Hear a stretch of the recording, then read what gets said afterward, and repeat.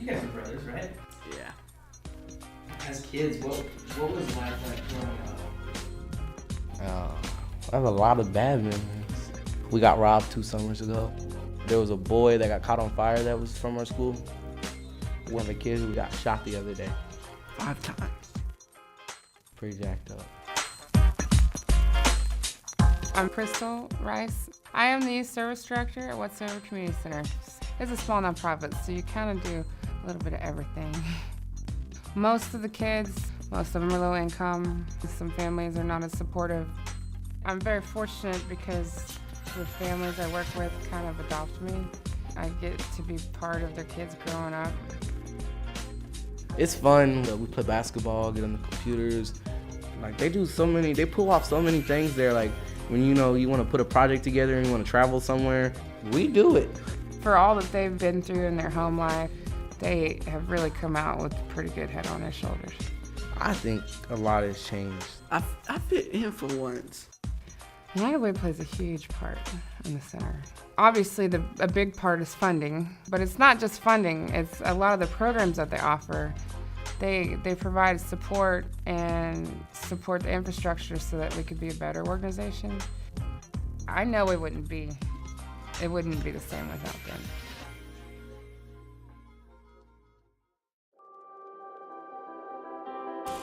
Oh man, it was rough. Kind of had a lot of family problems, a lot of violence, and it wasn't a good environment really. I had dropped out of school. I wasn't thinking about going to school. I didn't care, But then I found out I was having a son. I started thinking like, dang, I might be just like my dad. Like I swear, that's my exact thoughts. I want to have memories for my son to be able to say, oh, my dad took me here, my dad took me there, my dad took me nowhere. And I want my son to have this. When I was 16, my mom had decided that taking 60 pills and leaving a suicide note was a good idea. If I hadn't come home, she would not still be here, but that's when I moved out.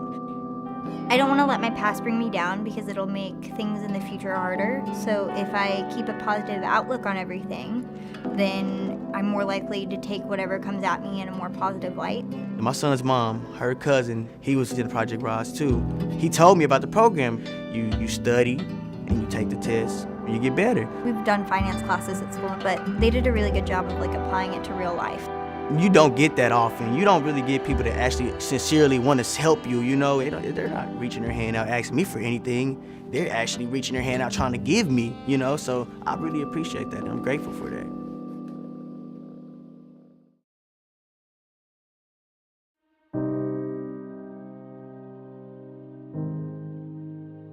Life was excellent for Adam. We had a great neighborhood with lots of kids. His teachers liked him, and school was no trouble for him. When he was 14, things started to change. He became disinterested in all the things that he was doing. Just uncooperative, not happy with anything.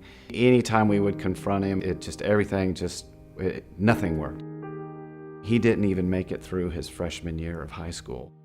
We finally found out that he was dealing with schizophrenia, and that's why things were going so far south. He was able to get 100 morphine pills, and he took 97 of them.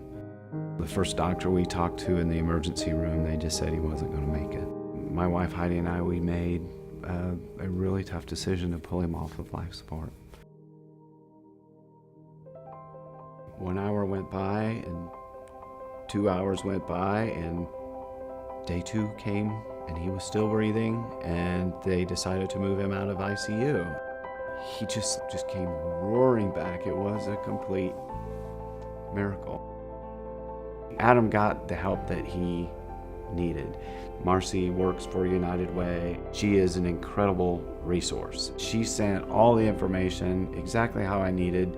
And that's how United Way has helped us. They helped us get organized in an area that we had no idea about. For the first time in Adam's adult life, we do have hope. We're just one family out of millions upon millions.